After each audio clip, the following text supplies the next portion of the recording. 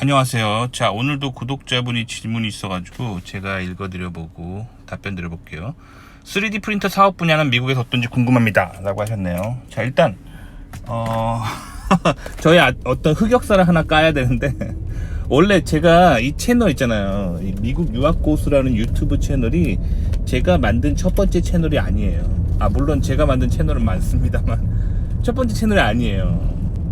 근데 첫 번째 채널은 원래 제가 무슨 채널을 했었냐면 3D 프린터 3D 프린터를 전문으로 다루는 채널을 했었어요. 왜 그걸 했었냐면 제 전공이 가상현실에서 뭔가 시뮬레이션 하고 그런 게 전공이거든요. 그러니까 3차원 오브젝트 만드는 거를 되게 많이 했어요. 박사과정, 석박사과정 때 맨날 했던 게, 가상현실에 뭐 예를 들면 자동차를 넣거나 뭐 비행기를 넣거나 사람을 넣거나 뭘 넣을 때 그걸 모델링 해야 되잖아요. 그러니까 약간 애니메이션 기술이랑 좀 비슷하게 그렇게 3D 오브젝트를 해서 넣었어요. 그래서 저 박사 때 같이 연구했던 친구들 한 명은 박사 마치고 그 3D 애니메이션 만드는 회사 있잖아요, 거기 들어갔어요. 그래서 그 친구가 주로 했던 게 그 3D 애니메이션에서 막 공주님이 이렇게 뛰어갈 때 머리가 찰랑찰랑 해야 되잖아요. 그거 다 그 렌더링 해가지고 컴퓨터 성능이 엄청 좋아야 돼요. 그거 하려면 그 워크스테이션급 혹은 서버급 굉장히 고성능 컴퓨터를 써야 되거든요. 그거 막 모델링하고 그런 쪽으로 취업한 친구가 있어요. 그러니까 기계과 나와가지고 컴퓨터 그래픽스를 대학원에서 전공하고 만화 영화 만드는 회사에 간다. 미국은 진짜 사람이 뻗어나갈 수 있는 뭐랄까 가능성이 무궁무진해요. 한국은 어떻게 보면 딱 뻔한 길을 가거든요. 한국은 기계과 나오면 뭐 자동차 부품 회사에 간다, 되게 뻔한 길을 걷는데, 미국은 나라가 넓고 인더스트리가 많다 보니까 정말 다양한 그런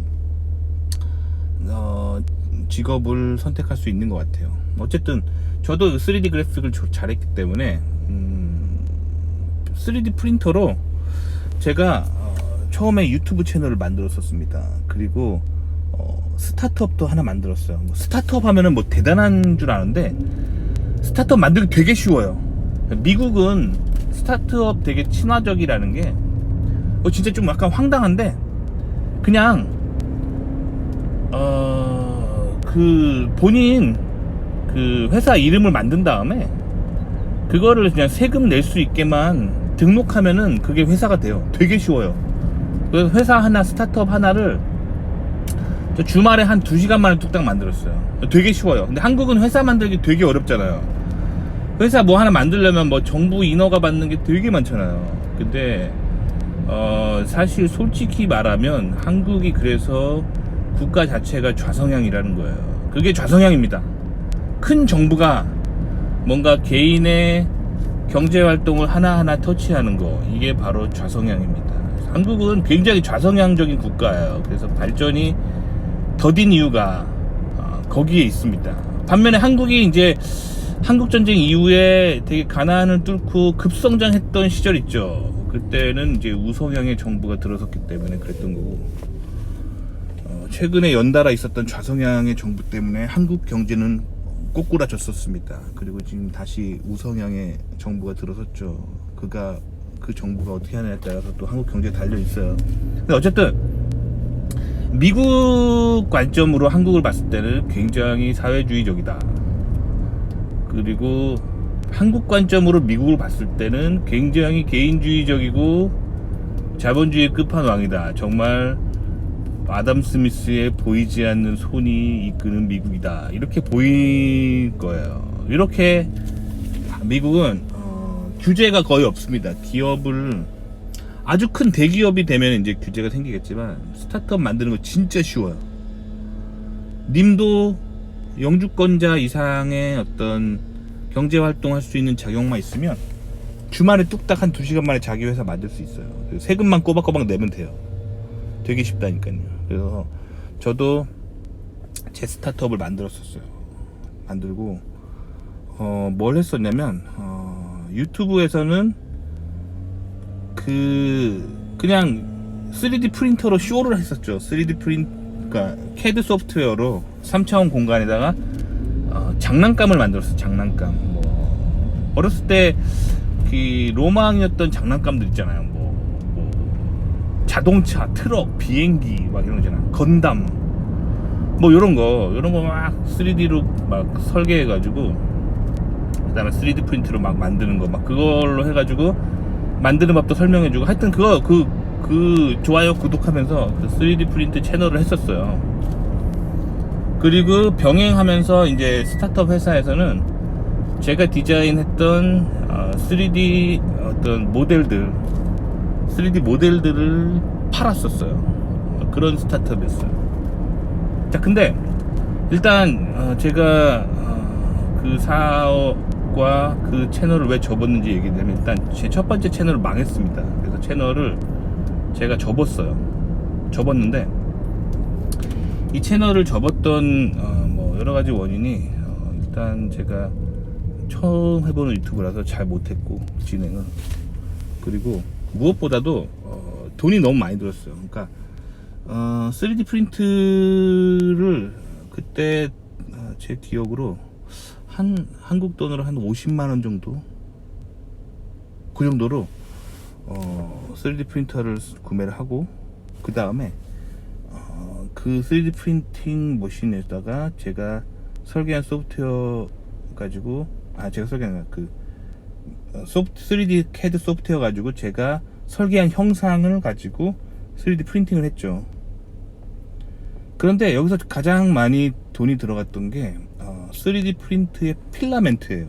그래서 뭐 자동차, 뭐 주먹만한 자동차 하나 만들려면은 한 10달러에서 15달러 정도의 원자재를 쓰는 거예요. 그 3D 프린팅 필라멘트. 그리고 그걸 하기 위해서 저의 시간, 설계하는데 드는 시간, 그런 거 해보니까 사실 한 달에 막 에피소드 하나밖에, 영상 하나밖에 못 만드는 거예요. 속도가 너무 느려요. 왜 그러냐면 결국엔 제조가 보틀넥이 됐던 거예요. 제조와 설계, 그 시간을 너무 많이 쓰는 거예요. 그래가지고 제가 이걸로는 너무 속도가 느리고 너무 뭔가 내가 시간과 돈을 많이 잡아먹는다는 생각이 들었어요. 그래서 어떻게 했냐면 그 채널을 닫아버리고 지금 이 미국 유학 고수라는 채널을 만들었어요. 근데 지금 이 미국 유학 고수는 굉장히 아이디어 중심적인 그런 미디어 컴퍼니라고 해야 되나? 1인 방송사라고 쳐봐요. 그러면 굉장히 아이디어 중심적인 컴퍼니예요. 왜 그러냐면 제가 이 미국 유학고수라는 채널을 운영하는데 투자를 한 게 없어요. 투자 제로입니다. 왜냐면 스마트폰, 제가 쓰는 스마트폰, 옛날에 쓰던 스마트폰이거든요. 지금 이게 방송하는 게 제가 들고 다니는 스마트폰이 아니라 지금 이 방송할 때 쓰는 게, 제가 지금 쓰던 폰 바꾸기 전에 예전에 쓰던 폰 남는 거 그거를 쓰고 있습니다. 그리고 뭐 그래야 이제 내 폰에 있는, 내 폰과 분리해야 좀 편하겠죠, 삶이. 그래서 어쨌든 돈 투자한 게 없다는 거예요. 예전에 쓰던 내 스마트폰에다가. 그리고 제가 뭐 만드는 게 아니에요. 제조업을 하는 게 아니잖아요. 뭐 예전에 3D 프린팅 할 때는 이 제조가 가장 큰 발목이었어요. 제가 뭘 보여주려고 하면은 그거를 3D CAD로 다 하나하나 설계해서 만든 다음에 그거를 3D 프린트 하고 돈이 들고, 또 3D 프린트를 또 기계를 사야 되고 제약이 되게 많잖아요. 뭐 예를 들면 제가 로봇을 만든다고 쳐봐요. 그럼 로봇의 어떤 관절을 어떻게 할 거다, 그거를 3D CAD로 실제로 다 구현한 다음에 그거를 STL로 바꾼 다음에 3D 프린트를 해야 되기 때문에 이게 시간이 되게 많이 걸리는 거예요. 근데 제가 그거를 그렇게 하지 않고 아이디어 중심적인 채널을 만든다면 칠판에다 그냥 분필로, 제가 이렇게 로봇을 만들 건데 여기는 이렇게 설계할 거고, 이렇게 말로 막 하면서 그 소위 말하는 뭐랄까 말빨로 말빨로 하는 방송이다 그러면 거의 돈이 안 들겠죠. 아시겠죠? 그러니까 첫 번째 제가 했던 채널은 너무나 제조 중심적이었던 거예요. 그래서 제가 지금 이 미국 유학 코스는 아이디어 중심적이죠. 뭐 설계도 안 하죠. 설계할 일도 없고 아이디어 중심적. 그냥 내가 머릿속에서 경험한 과거의 박사과정이라는 걸 하면서 그리고 현재 실리콘밸리를 살아가면서 그냥 내가 보고 들은 거를 경험한 거를 그냥 여과 없이 그냥 샬라샬라 얘기하면서 방송을 진행하는 거기 때문에 돈이 안 들어요. 그냥 제가 그냥 말하는 거예요. 그러니까 이렇게 하니까 아주 효율적이고 저도 편하고 그렇게 해서 수익 창출을 성공했어요. 그러니까 사람들이 유튜브 수익 창출에 대해 되게 쉽게 생각하는데 한번 해보세요. 남이 유튜브 하는 거 들으면서 아 저거 뭐 나도 하겠다는데 한번 해보세요. 그러면 구독자 1000명 만드는 게 구독자 1000명이 돼야 수익 창출이 되고 광고가 붙거든요. 구독자 1000명 만드는 거 진짜 어려워요. 저 구독자 1000명 만드는데 1년 걸렸어요. 구독자 1000명 그것도 제가 매일 1일 영상을 올렸어요. 그러니까 거의 한 365개 영상을 올린 후에야 1000명을 도달했어요. 1년간. 그러니까 사실 되게 어려운 거예요. 어려운 건데 어찌됐든 제가 이제 첫 3D 프린터 채널을 망했던 이유 말씀드렸죠. 그러니까 결국에는 그 3D 프린팅으로 돈을 벌려면 굉장히 고부가가치, 정말 고부가가치를 해야 돼요. 왜냐면 매뉴팩처링 비용이 들어가는 거잖아요. 매번 제가 3D 프린팅 할 때마다 어찌됐든 돈이 들어가요. 그리고 원래 제가 투자했던 3D 프린터 장비에 대한 돈이 들어가요. 그리고 제가 뭔가 설계하기 위해서 설계 소프트웨어랑 내가 뭔가 들이는 인건비도 들어가고 계속 돈이 들어간단 말이에요. 그러니까 그거를 모두 극복할 만한 굉장히 뛰어난 제품을 만들어야 되는 거예요. 근데 저는 그렇게 하는데 실패한 거죠. 그래서 어쨌든 제 스타트업도 그렇게 방송에서 제가 그렇게 설계하면서 프린트하면서 막 보여준 것들을 이제 반응이 좋은 그런 장난감 뭐 자동차 비행기 뭐 이런 것들을 팔았어요. 홈페이지에다가 팔았어요. 그게 어떻게 보면 이제 스타트업이죠. 그리고 그 유튜브에서 제가 만들었던 과정들을 링크를 해서 아 이렇게 만드는 거다 하면서 과정까지 보여주고 이렇게 해서 팔았어요. 근데 수익이 그렇게 많이 나지 않았어요. 보니까 3D 프린트 시장이 아직 그렇게 막 활발하게 사람들이 이렇게 열린 게 아니라서 사람들은 그냥 인터넷에서 3D 프린팅 무료 3D 프린팅 올라온 데 있는 STL 모델 정도 몇 개 다운받아서 그냥 재미로 몇 번 프린트 해보고 마는 게 보통 사람들의 수준이고 그걸 3D CAD 프로그램을 이용해서 인터넷에 나와 있는 무료 형상들을 고쳐가지고 자기 목적에 맞게 고쳐서 쓸 수 있는 사람은 많지 않더라고. 왜냐면 3D CAD를 할 줄 알아야 된다는 어떤 진입장벽이 좀 있고 그래서 3D 프린팅이 생각보다 그렇게 큰 효율을 가져다 주지 못했다는 거예요. 제 입장에서는. 그리고 3D 프린팅이 플라스틱을 프린팅 하잖아요. 그러니까 사실 플라스틱이라는 조건 때문에 사실 상업적으로 뭔가를 하기에는 매우 진입장벽이 있다는 거죠. 이게 만약에 3D 프린터가 금속이다. 그래서 제가 뭐 알루미늄이나 쇠, 구리 형상을 만들 수 있다면 돈 좀 벌을 수도 있을 것 같아요. 왜냐면 인더스트리에서 특이하게 생긴 뭐 기어 부품이라든가 특이하게 생긴 뭔가 조인트 특이하게 생긴 브라켓 같은 거를 필요할 때가 있거든요. 그거를 이제 금속 3D 프린터가 있다면은 좀 더 핫하게 쓸 수 있을 텐데 플라스틱 3D 프린팅으로는 뭐 할 수 있는 게 별로 없어요. 뭐 그냥 장난감이라든가 모델 뭐 자기가 머릿속으로 생각한 걸 한번 구현해 보는 거 정도 수준이지 뭔가 이렇게 큰 부가가치를 만들기가 쉽지 않더라고요. 그러니까 즉 3D 프린터는 그 아이디어 자체는 좋은 건데 뭔가 대량 생산 제조업 시설이 없이 집에서 뭔가를 간단하게 빨리 제조해 본다, 그러니까 프로토타입을 해본다라는 관점에서는 좋은 건데,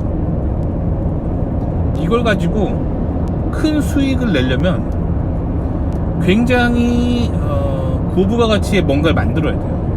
그래서 일반적으로 우리가 생각하는 3D 프린팅의 범주에서는 큰 돈을 못 법니다. 그렇게 아시면 돼요. 자, 그럼 3D 프린팅으로 큰 돈을 벌려면 우리가 일반적으로 쓰는 플라스틱이라는 소재에, 그리고 일반적으로 우리가 필요한 뭐 장난감이라든가 그냥 뭐 모델로 재미로 만들어 보는 거에 선을 넘어야 돼요. 상업적으로 성공을 해야 된단 말이에요. 자, 미국에서 정말 3D 프린팅을 하고 싶다, 그럼 뭘 하셔야 되냐면 바이오 테크놀로지랑 결합한 3D 프린팅을 하셔야 돼요. 그러니까 3D 프린팅으로 다양한 걸 3D 프린팅 할 수 있거든요. 근데 줄기세포 같은 거를, 그 줄기세포의 덩어리를 3D 프린팅 할 수 있는 그런 프린터, 그렇게 해서 뭐 대충 인간의 심장 모양으로 프린트를 해요. 근데 이게 재질이 줄기세포야. 그래서 프린팅 된 세포들을 잘 배양하면 인간의 심장처럼 생긴 세포로 디벨롭 돼서 가는 거. 그래서 결국엔 나중에 장기 이식에 사용될 수 있는 3D 프린터, 이거 굉장히 비싸겠죠. 이런 컨셉으로 가야 돼요. 이런 컨셉. 그러니까 뭐 가정용으로 쓰는 뭐 간단한 부품 뭐 이런 걸로는 크게 이윤이 나지 않아요. 왜냐면 그게 뭔가 일반적인 부품들은 사실 중국이나 이런 데서 뭐 플라스틱 몰딩 같은 걸로 대량 생산하면은 되게 싸게 만들 수가 있거든요. 그러니까 고부가가치로 가야 된단 말이에요. 고부가가치. 그러니까 뭐 인공심장, 뭐 인간의 장기를 줄기세포로 프린팅하는 3D 프린터, 뭐 요런 거, 요렇게 조금 굉장히 고부가가치. 그리고 또 한 가지 3D 프린팅을 이용한 건축, 이것도 괜찮은 것 같아요. 그러니까 제가 어렸을 때 건축 현장에서 알바를 해본 적 있거든요. 소위 말하는 노가다를 해본 적 있거든요. 노가다 할 때 인간이 되게 많이 들어가요, 인건비가. 자, 어떻게 노가다는 진행되냐? 건축사무소에서 설계도를 뽑아와요. 그 다음에 그 설계도대로 땅을 파고 목수가 와가지고 나무로 먼저 그 거푸집을 만들어요. 그 다음에 그 거푸집 사이에 철근을 집어넣고, 그 다음에 레미콘을 불러서 그 시멘트를 부어 넣은 다음에, 그 다음에 나무로 만든 거푸집을 뜯어내요. 그 다음에 이 골조, 그러니까 콘크리트와 철근 골조가 미처 다 못 만든 미세한 부분들은 이제 벽돌을 쌓아 올려서 벽을 만드는 거죠. 그러니까 별로 안 중요한 기둥들, 벽돌로 벽을 만든 다음에 거기 위에 시멘트를 덮은 다음에 벽지를 하고 인테리어를 하고, 요렇게 구성이 되거든요. 인건비가 되게 많이 들어요. 그래서 건축 시공을 노가다라고 하는 게 다 노가다예요. 몸으로 뛰는 게 많단 말이에요. 근데 이 3D 프린팅은 잘 반죽된 시멘트를 소재로 사용해서 그 3D 프린팅 노즐이, 되게 큰 노즐이 왔다 갔다 하면서 집을 프린팅하는 거예요. 그러면 거푸집 안 만들어도 되죠. 그리고 뭐 벽돌 안 쌓아도 되죠. 그러니까 집의 일반 구조를 뚝딱 만드는 거고, 하루 만에도 만드는 거예요. 한 달 걸릴 걸 하루 만에. 그렇게 프린팅 한 다음에 결국에 벽지만 붙이고 인테리어만 하면 집이 되는 거죠. 물론 그 안에 배관이나 뭐 전기 배선은 똑같이 해야겠지만, 제 말은 기본적으로 집을 올릴 때 굉장히 쉽다는 거예요. 그래서 3D 프린팅을 건축에 사용하는 거, 그거 한동안 굉장히 센세이션이 될 거예요. 근데 이제 그렇게 하면 이제 기존의 건축 시공 업체들의 반발이 있겠죠. 항상 어디 가나 그 자기의 어떤 원래 가지고 있는 시장을 놓치지 않으려고 하는 세력들이 있겠죠. 그런 세력들이 계속 로비하면서 법적으로 막 규제를 만들겠죠. 근데 미국은 이게 3D 프린트가 그로 건물 짓는 게 오케이예요. 근데 한국은 이게 사람이 사는 집은 3D 프린트를 못 만들게 법으로 규제를 하고 있어요. 그래서 한국에서 힘들죠. 그 법이 개선되기 전까지. 근데 딱 봐도 그게 그게 인간이 사는 집을 3D 프린트로 왜 못 만들어요? 만들 수 있죠.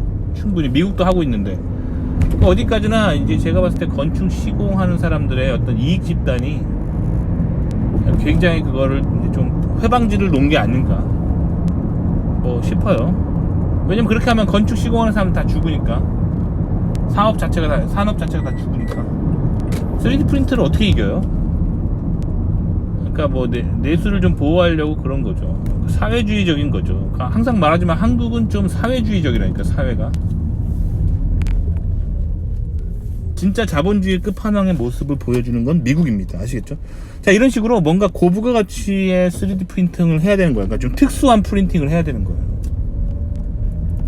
아니면 이것도 괜찮아요. 미국 같은 경우는 커스텀으로 막 자동차를 막 개조를 많이 하거든요. 그래서 자동차 형상을 막 바꾸고 막 커스텀으로 막 그렇게 많이 해요. 유럽도 그렇게 많이 하죠. 그러면 이게 대량 생산된 부품이 아니라 나만의 디자인된 부품, 요런 거를 좀 만들고 싶단 말이에요. 혹은 자동차 수리할 때 예를 들면 미국은 이런 게 많거든요. 1950년대 1940년대 나온 골동품 차를 계속 고쳐서 쓰는 사람도 있어요. 그 약간 골동품 좋아하는 사람인데 이런 차 되게 비쌉니다. 1940년에 나왔을 때는 그냥 평범한 차고 쌌겠지만 그 당시 물가로, 이게 지금 2023년에 이렇게 1940년대 1950년대 나온 차를 타려면 이게 고장나면 부품 수급이 어려워요. 예를 들면 교통사고 나서 누가 범퍼를 들이받으면 범퍼 갈아야 되잖아. 근데 그 범퍼가 이제 안 나오잖아요. 이렇게 특수하게 특정 형상을 맞춤형으로 만들 때 이게 3D 프린터가 좋겠죠. 이게 좀 뭔가 고가의 특정 마켓, 이런 사람들을 이제 타겟으로 하는 특이한 시장 쪽으로 가야 되는 거죠. 아시겠죠? 그러니까 일반적으로 우리가 쉽게 생활에서 사용 가능한 부품을 만들어서는 안 된다. 고부가가치의 아주 특이한 거를 만드는 거를 해야 된다는 거야. 자, 그다음에 또 한 가지 3D 프린팅의 굉장히 또 고부가가치인데, 이거는 제가 공부할 때 바이오테크놀로지 교수님이 하던 건데, 봐봐요. 님이 만약에 교통사고가 나서 다리뼈가 엄청 박살이 났다고 생각해봐요. 그러면 수술해가지고 그 다리뼈를 끄집어내야 돼요. 그 다음에 거기에 티타늄으로 된 인공뼈를 집어넣어야겠죠. 근데 이게 아무래도 인간의 몸의 뼈의 재질과는 좀 다르기 때문에 약간의 이물감이 있을 수 있어요, 신체에.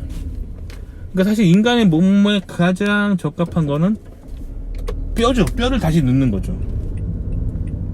그러니까 인간의 몸에 들어가는 칼슘 성분이랑 매우 유사한 그런 올게닉 컴패티블한 그런 칼슘으로 3D 프린팅 하는 거예요, 뼈를. 자, 만약 오른쪽 다리가 부서졌다 그러면 왼쪽 다리에 엑스레이를 3차원으로 찍은 다음에 CT 스캔이죠. 그렇게 해서 만든 3D 형상으로 그 사고 난 다리를 이제 3D 그 CAD 프로그램으로 이거를 좌우 미러 대칭으로 구조를 만들 수가 있거든요. 그렇게 만든 다음에 반대쪽 다리에 집어넣으면 되겠죠. 그러면은 이 쇳덩어리를 집어넣는, 쇠로 된 인공뼈를 집어넣는 것보다 훨씬 몸에 부담이 덜 가고 인체 조직과 잘 맞겠죠. 이걸 스캐폴드라고 그러는, 스캐폴드, 인공뼈 스캐폴드.